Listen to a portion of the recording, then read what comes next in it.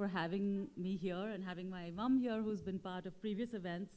So it's just nice for us to be here as a family at this event. So I'll be talking about Chemical Khichdi, which I'm sure people might be curious to know what this title and this book is all about. This is a very personal journey. It's different from the previous books that I've written, which have been about business. I've been writing about business for the last 15 years in the Mint, and now this is something different with this book over here.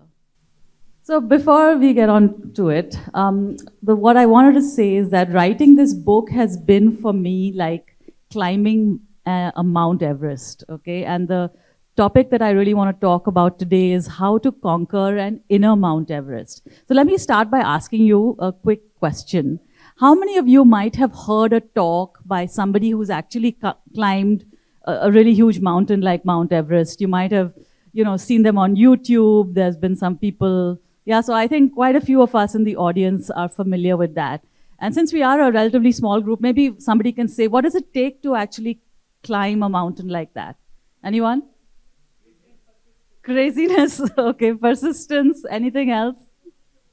Discipline, desire, dedication, all of these things. I think so. A lot of training, a lot of, persistence, perseverance, resilience.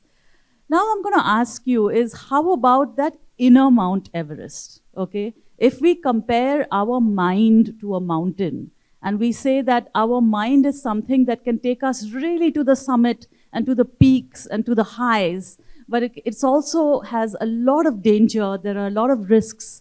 There is reward there, but there's a lot of risks in the form of these fears and anxieties and these vulnerabilities.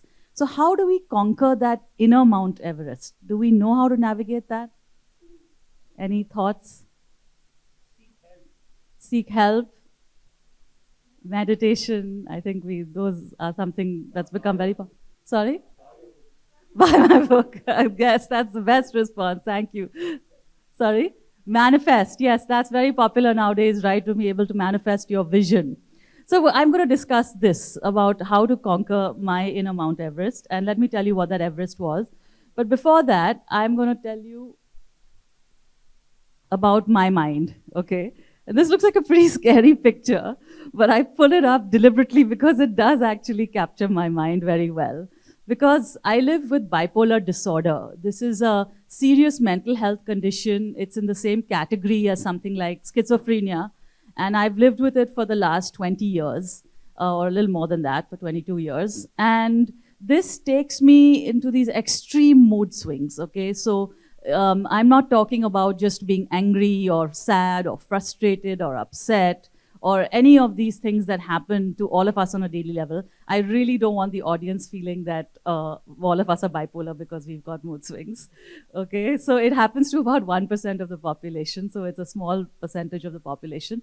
But it can be a very destructive and a very damaging condition because when you're in these extreme mood swings, you can do things like you can spend your entire life savings and you can just, spend it go on a spending spree. You can, drive very fast. You can have multiple relationships. You could just destroy many aspects of your daily life, your family life, your work life, social life. All of that becomes very difficult at one extreme. And then, of course, you've got depression at the other extreme, which is very difficult. So this is the mind that I have had. This has been my Mount Everest, really, or this has been my mountain, really, that I have lived with. But I also want to show you a picture of this before. This was me before it all started. This is when I got into Harvard 22 years ago, and just before I was starting my MBA. And I think this is what my real personality is. And I'm showing you this picture to highlight that personality is different from illness, okay? I think that all of us have a personality which, we identify with. In my case, I like to think that I'm, quite warm and vibrant and cheerful and fun and optimistic, maybe a little bit hatke with these yellow sunglasses. But, my illness is totally different. And this is a more recent picture of me posing, with hoping that some magazine like Businessworld or something is going to come feature me in in the magazine. But this is a more recent one saying that I've been on this journey. I've been in a good place for 5 years. But what did I really want to do? What was Everest for me? What was the mountain that I wanted to climb? And it was this book. Because after I got officially diagnosed, it took me a long time to get officially diagnosed. But after I got officially diagnosed in 2013, around 2014, 2015, I said I want to write a book about this. And many people were quite supportive around me. But I was just thinking, I'm going through all of these emotions. How am I actually going to write a book about it? And so the book only came out, last year in 2022. So it was a 7-year journey for me to actually be able to write it. And I'll tell you why it took me that long. So, because this is what happens when you're on a mountain. There are avalanches, okay? And there are avalanches that come out of nowhere. And they are so powerful that all you need to do is escape and get into your tent. So this is what happens to my mind. Okay, when I am climbing the Mount Everest of my mind, there are so many thoughts inside my head. There are thoughts and ideas that I can't control. I can't control my behavior. My facial expressions change. My energy levels are insane. And I'm just so not what my normal self is. There may be delusions of grandeur, thinking I'm the center of the universe, I can change the world, I can save the world, I can do so many things with my life.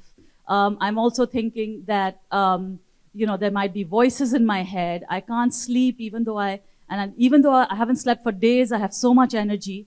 The difference between the avalanche on the mountain and the avalanche in my mind is that I actually know that this is, for me, that avalanche in my mind is real.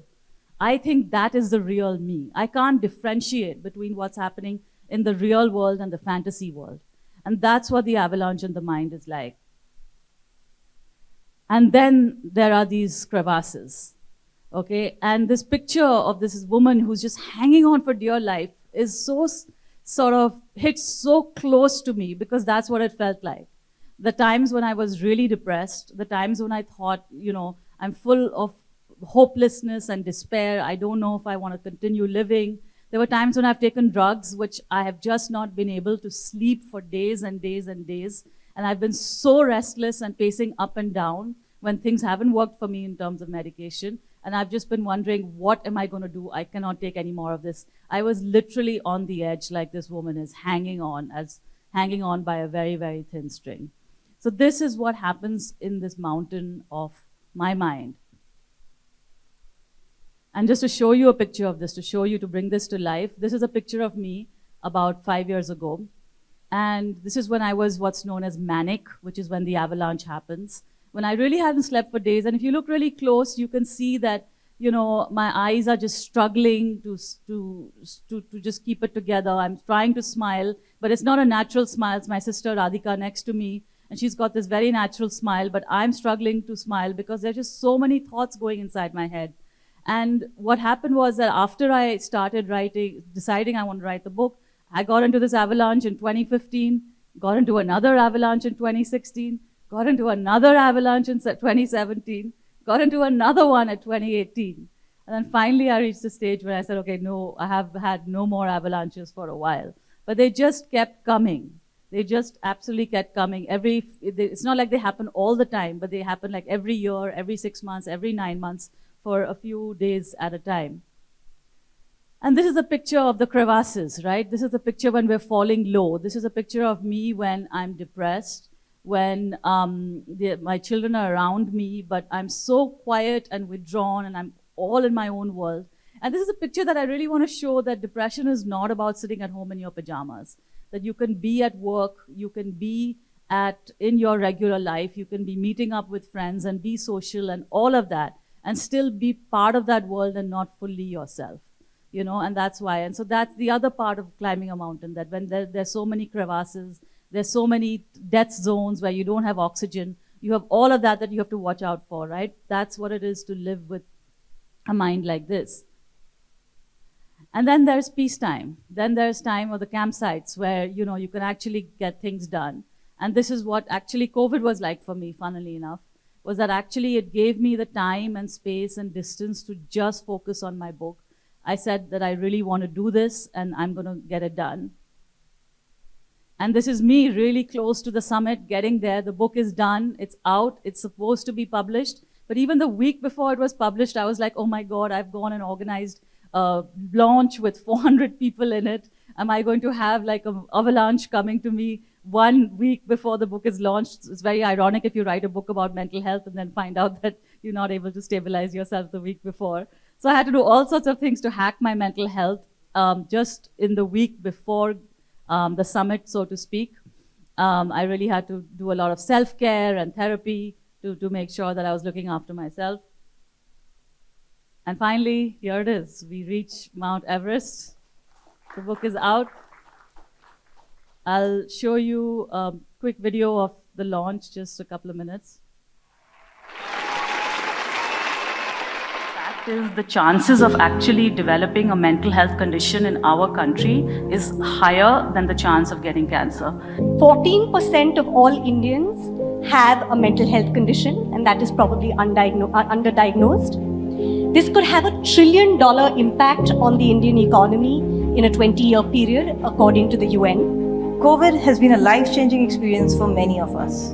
We have experienced feelings of isolation, claustrophobia, paranoia, fear, loneliness, anxiety, and depression over the last 2 years. But what we have faced in the last 2 years is something that Aparna has been living for the last 22 years. Her own personal pandemic inside her mind has existed since her early adulthood. I feel that Aparna's book is just right for these times, as more and more of us are ready to discard the stigma and silence around mental health. And there is something very, very raw and intense and very passionate and very energetic inside me. It is that tigress who I know that's there in me. There is that sea monster which is there in me. It's a different form of energy, and actually I'm only coming to terms now with what that expression of that energy is. But it is very raw. Aparna has not only survived being bipolar, but she has thrived despite her very challenging condition. Our hope is that her story can inspire many others to learn how to manage their mental health condition, whatever they may be, so that all of us can lead complete, loving, and fulfilling lives. You know, only 1% might have bipolar, but 100% of people need mental wellness. It's not for the 1% who are affected, it's for all of us.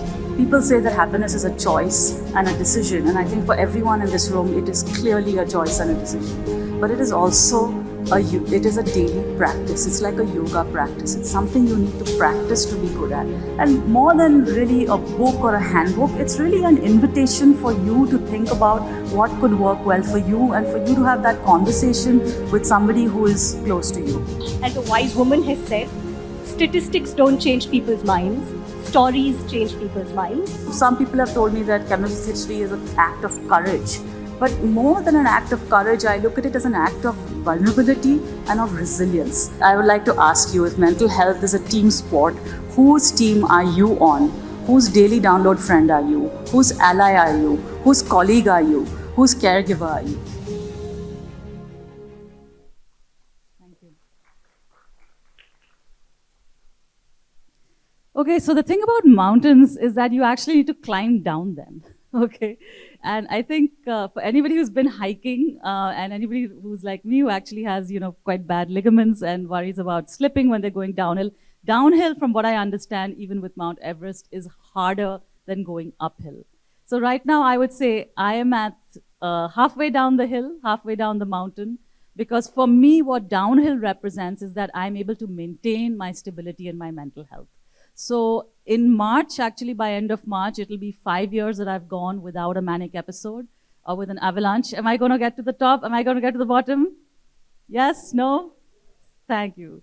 So I really am hoping that I get there without a problem. That's my target of reaching down the mountain and of going to 5 years. Now the question is, how does one do this, right? How does one climb that inner Mount Everest? Is there a formula or is there a roadmap? So I will give you 3 ideas. The first is what I call the 3 R's. The first is resolve, as somebody said earlier. You have to really want to do it, okay? To climb any kind of Everest. Now, I imagine all of you have a different Everest that you want to climb in your own mind. Maybe you don't have to live with a bipolar mind, But I think all of us have our fears, anxiety, struggles, times when we feel low, times when we feel anxious. There are always times when we doubt ourselves, when we don't have confidence. And yet we have our hopes, we have our dreams, we have the places that we want to reach to that we only ever imagined, right? So I'm saying, how do we get there? That first starts with resolve. And for me, that resolve really comes from this courage that you have, that you can even dream that much. So I call that really the courage of conviction, knowing that you want to do it. That was so important. For me, it really became like, if I don't do anything else with my life, I want to write Chemical Khichdi. That was what it really meant for me. And every time I kept on having those avalanches, I still said, no, I'm going to get back. I'm going to have detachment. I'm going to be able to write it. Because sometimes I would write a chapter. If I wrote a chapter on depression, I would get depressed. If I wrote a chapter on mentors, it would be too emotional. So I had to be in a sufficient state of detachment to write it. So the story is just, the first is about courage. The second is about resilience, okay? I think we all understand that when we're trying to go through life and we're going through our inner mountain, there are going to be setbacks. But what actually is the source of the resilience is really, for me, the understanding that vulnerability will always be there. We are always vulnerable. But can we make vulnerability into a guru? So that is what I did with my condition, is I started learning a lot from it. Learning about gratitude, learning about detachment, learning about humility, So many different things that my condition taught me actually came through resilience. And then the third part is resources. Okay, so I think I put the picture of the Sherpa there. We all obviously need a Sherpa to help us go up that Mount Everest. And for me, I always say that mental health is a team sport. We need allies in our life. It's not like COVID, where somebody can go into a room and you feed them 4 times a day and they'll be okay and they'll come out okay. We actually need so many people around us to help us get back when we are struggling with our emotional and mental well-being. These are all my Sherpas. My mom doesn't always like it when I share this picture, but so many people in my family, right from my husband, my mother, my sister, and my in-laws, my children, all of us. And of course, many friends and mentors along the way, as well as colleagues who've been part of the journey. Training, the one thing that is very common actually between the real life Mount Everest and the inner Mount Everest is actually discipline and training. How much lifestyle contributes to mental well-being is something that I've only learned after living with this. So I would like to exercise more than I do, but I'm trying to make that a priority. Sleep is just, for me, really like a religion, and even nutrition is something that I really want to work on to become healthier. So actually I was doing quite well. Even in COVID, I was made sure that I had my online classes going on and was very committed to exercise. And the last thing, which is the most important really, is the oxygen, okay? You cannot climb Everest today really without oxygen. I think very few people attempt to do that. So what is the oxygen if you're climbing an inner Mount Everest? What is that one thing that you just really need? Any guesses? Desire we talked about in the first one. We said that for desire for you is resolve, like you need that. Yes, you absolutely need that. Dreams is also part of desire. I would put that all in that bucket. So consistency is part of the training, which we just talked about. They're all right answers. But for me, it was self-awareness. Okay, so if you are going through life, when you have set yourself some summit or peak that you want to conquer, and that what you're dealing with is your mind. Your mind can be a friend, your mind can be an enemy. That's what Bhagavad Gita also says, right? So when you want to tackle this invisible Mount Everest in your head, this invisible Mount Everest in your brain and in your mind and in your heart, you really need self-awareness. So one of the things I started doing about over 10 years ago was maintaining a journal. Okay, this is something that I would recommend to anybody, even if you're not thinking of yourself as a writer, just reflecting on your life every now and then, every week, every few days, every 2 weeks, talking about what you're going through, why you're going through that, why are you actually why are you feeling what you're feeling, what can you do about it, all of these things. And for me, it was really examining, why is the avalanche even happening in my mind? Why is the crevasse still happening in my mind? What is it that I want that will make me happy? What is it that will give me fulfillment? What is success for me? So all of these were questions that were really something that I was interrogating over a long period of time. And I'll just share one story with you. About 10 years ago, we sold a part of my family business. And that was a big part of my identity. I think many of us who've been in business, we define ourselves by our professional identity. And, I think because I also went to, studied at places like Harvard and all that, professional identity becomes a big part of one's identity. And so in my journal, I wrote at that time saying, okay, the road is completely open for me right now, which is very exciting, but it's also terrifying because I need to win peer respect. I don't know what I'm going to do with my life, but I'm excited also. So the fact is that I was able to understand that I was excited, I was scared, I wanted peer respect, I wanted to do something that was intellectually satisfying. And the fact of writing that down, and now 10 years later when I go back to that journal and I reflect on it, it's given me so much, it makes me feel so validated because I have actually come that really long way. So this is a conversation that I would encourage you to have with yourself. We are conversing the whole time with everyone around us. We're constantly WhatsApping and messaging. Why not do a WhatsApp message with yourself? Or even better than that, do a journal with yourself. So 3 R's, just to summarize: resolve, resilience, and resources. And the questions I really want to ask you, okay, and my hope for you is, where do you draw courage and purpose from? What is it that will give you the resolve? You want to have the resolve, but you need courage for it, and you need a sense of purpose. Where are you going to get that from? In terms of resilience, where are you vulnerable, and will you let that become your guru? And in terms of resources, how well do you know yourself in terms of self-awareness? Who are your Sherpas, and how much are you investing in training your mind and your physical life? So my mantra to conquer my inner Mount Everest, the poem that has been with me, I think, since I was 12 years old, and my teacher gave it to me. It gave me incredible amount of purpose. Dare to be different, dare to stand alone, dare to have a purpose true, dare to make it known. Thank you.